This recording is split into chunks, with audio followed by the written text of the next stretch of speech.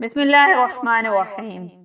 نبی اکرم صلی اللہ علیہ وسلم مسجد نبوی میں تشریف فرما تھے۔ اس وقت ایک لمبے قد کا آدمی مسجد نبوی میں داخل ہوا۔ حضرت عمر رضی اللہ تعالیٰ عنہ، طلحہ بن عبید اللہ، انس بن مالک اور کئی دوسرے جلیل القدر صحابہ کرام رضی اللہ تعالیٰ عنہ آپ صلی اللہ علیہ وسلم کے پاس موجود تھے۔ اس آدمی کا رنگ گورا تھا، بال سیاہ تھے۔ وہ اپنی اونٹنی کی مہار تھامے رواں دواں مسجد میں گھس آیا۔ اس نے اونٹنی کو ایک کونے میں بٹھایا اور خود نبی اکرم صلی اللہ علیہ وسلم کی مجلس کے قریب پہنچ کر بلند آواز میں پوچھا، آپ حضرات میں سے ابن عبد المطلب کون ہیں؟ نبی اکرم صلی اللہ علیہ وسلم نے ارشاد فرمایا، میں ہوں ابن عبد المطلب، فرمائیے۔ اب اس شخص نے پوچھا، محمد صلی اللہ علیہ وسلم آپ ہی کا نام ہے؟ نبی اکرم صلی اللہ علیہ وسلم نے ارشاد فرمایا، ہاں میرا ہی نام ہے۔ اب اس شخص نے کہا، تب پھر سنیے، میں ایک دیہاتی آدمی ہوں، آپ سے کچھ باتیں پوچھنے آیا ہوں۔ آپ میری زبان کی تیزی سے ناراض تو نہیں ہوں گے؟ نبی اکرم صلی اللہ علیہ وسلم مسکرائے اور فرمایا، نہیں، تمہیں جو پوچھنا ہو بے تکلفی سے پوچھو، میں ہرگز ناراض نہیں ہوں گا۔ اب اس نے کہا، اے محمد صلی اللہ علیہ وسلم، آپ کا قاصد ہمارے قبیلے میں آیا تھا۔ اس نے ہمیں بتایا کہ اللہ تعالیٰ نے آپ کو اپنا رسول مبعوث فرمایا ہے۔ نبی اکرم صلی اللہ علیہ وسلم نے ارشاد فرمایا، ہاں اس نے سچ کہا۔ اس نے پوچھا، آسمان کس نے بنایا؟ جواب میں نبی اکرم صلی اللہ علیہ وسلم نے ارشاد فرمایا، اللہ تعالیٰ نے۔ اس نے دوسرا سوال کیا، زمین کس نے بنائی؟ جواب میں رسول اللہ صلی اللہ علیہ وسلم نے ارشاد فرمایا، اللہ تعالیٰ نے۔ اس نے پوچھا، ان پہاڑوں کو کس نے قائم کیا اور ان میں انواع و اقسام کی چیزیں کس نے بنائیں؟ رسول اکرم صلی اللہ علیہ وسلم نے ارشاد فرمایا، اللہ تعالیٰ نے۔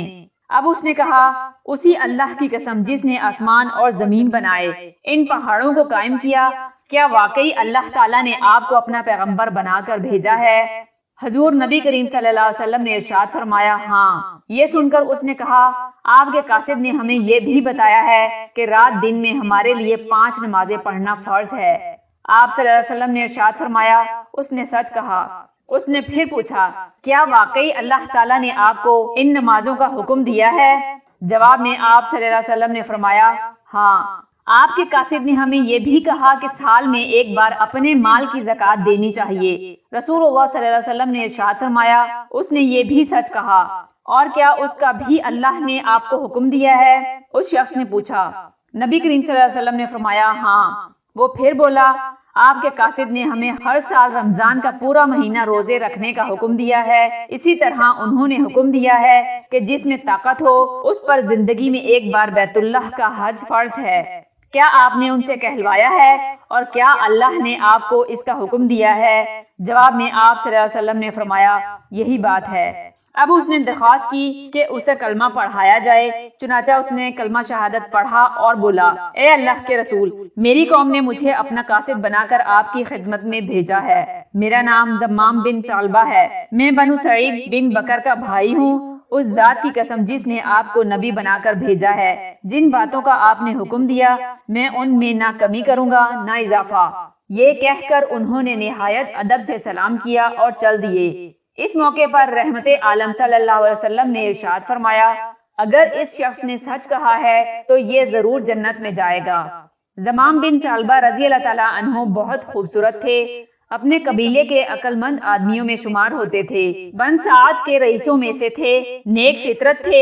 جس زمانے میں سارا عرب طرح طرح کی برائیوں میں مبتلا تھا، یہ اس وقت بھی ان برائیوں سے بچتے تھے۔ صلح حدیبیہ کے بعد آپ صلی اللہ علیہ وسلم نے دین کی اشاعت کے لیے اپنے صحابہ رضی اللہ تعالیٰ عنہ کو روانہ فرمایا۔ آپ صلی اللہ علیہ وسلم نے یہ مبلغ بنو سعد میں بھی بھیجے اور انہیں اسلام کی دعوت دی۔ قبیلے کے لوگوں نے اس سلسلے میں براہ راست بات کرنے کا پروگرام بنایا، چنانچہ اس مقصد کے لیے حضرت زمام بن ثعلبہ رضی اللہ تعالیٰ عنہ کو بھیجا گیا اور آپ صلی اللہ علیہ وسلم کی خدمت میں پہنچ کر انہوں نے یہ سوالات کیے۔ ایسی روایات بھی ملتی ہیں کہ آپ رسول اللہ صلی اللہ علیہ وسلم کی خدمت میں پہنچنے سے پہلے ہی ایمان لا چکے تھے۔ آپ کے سوالات سن کر یا کسی اور موقع پر رسول اللہ صلی اللہ علیہ وسلم نے آپ کے بارے میں ارشاد فرمایا، زمام عقل مند آدمی ہیں۔ جس شخص کے بارے میں رسول اللہ صلی اللہ علیہ وسلم فرما دیں کہ عقل مند آدمی ہیں، ان کی دانائی میں کون شک کر سکتا ہے؟ چنانچہ حضرت عمر رضی اللہ تعالیٰ عنہ نے ان کے بارے میں فرمایا، میں نے زمام سے بہتر اور اچھے انداز میں گفتگو کرنے والا نہیں دیکھا۔ حضرت زمام رضی اللہ تعالیٰ عنہ نبی اکرم صلی اللہ علیہ وسلم سے رخصت ہو کر اپنے قبیلے میں پہنچے تو سب لوگ ان کے ارد گرد جمع ہو گئے، پوچھنے لگے، کہیے مدینے میں کیا دیکھا؟ رسول اللہ صلی اللہ علیہ وسلم سے کیا بات چیت ہوئی؟ فوری طور پر ان کے منہ سے یہ الفاظ نکلے، لات و عزا ذلیل و خوار ہوں، ان کا برا ہو۔ اپنے بتوں کے بارے میں یہ الفاظ سن کر بنو سعد کام گئے، کیونکہ ایسے الفاظ منہ سے نکالنا ان کے نزدیک تباہی اور بربادی کو دعوت دینے کے برابر تھا۔ وہ چلا اٹھے، زمام اپنی زبان کو روکو، لات اور عزا کی توہین کہیں تمہیں جزام، برس یا دماغی خلل میں نہ مبتلا کر دے، فوراً توبہ کرو ورنہ تمہارے ساتھ ساتھ ہم بھی تباہ ہو جائیں گے۔ زمام رضی اللہ تعالیٰ عنہ تو کلمہ پڑھ چکے تھے، نبی اکرم صلی اللہ علیہ وسلم سے ملاقات کر آئے تھے، ان پر توحید کا نشہ سوار ہو چکا تھا۔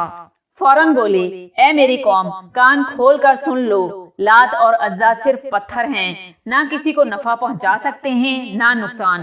افسوس ہے تم پر، ان پتھروں کو معبود بنا لیا، عبادت کے لائق صرف ایک اللہ کی ذات ہے۔ اللہ نے محمد صلی اللہ علیہ وسلم کو اپنا سچا رسول بنا کر بھیجا، ان پر اپنی کتاب نازل کی، وہ کتاب ہدایت اور بھلائی کا سرچشمہ ہے۔ اس کتاب پر عمل کر کے تم ظلمت اور گمراہی کی اس دلدل سے نکل آؤ گے جس میں تم گلے گلے تک دھنسے ہوئے ہو۔ میں نے سچائی جان لی، میں شہادت دیتا ہوں کہ اللہ کے سوا کوئی معبود نہیں اور محمد صلی اللہ علیہ وسلم اللہ کے بندے اور اس کے رسول ہیں۔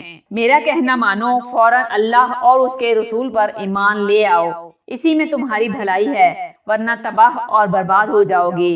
میں نے اللہ کے رسول سے وہ تمام باتیں پوچھ لی ہیں جن پر تمہیں عمل کرنا ہے، اور وہ باتیں بھی معلوم کر لی ہیں جن سے تمہیں بچنا ہے۔ حضرت زمام رضی اللہ تعالیٰ عنہ کی تقریر ایسی پر اثر تھی کہ ان لوگوں کے دل نرم ہو گئے، شرک کے خلاف ان کے دلوں میں نفرت پیدا ہو گئی۔ شام ہوتے ہوتے ان میں سے ایک بھی ایسا نہ بچا جو ایمان نہ لایا ہو۔ حضرت عبداللہ بن عباس رضی اللہ تعالیٰ عنہ ان کے بارے میں فرمایا کرتے تھے کہ میں نے کسی قوم میں زمام سے بہتر کوئی شخص نہیں پایا، اللہ تعالیٰ کی ان پر رحمتیں نازل ہوں۔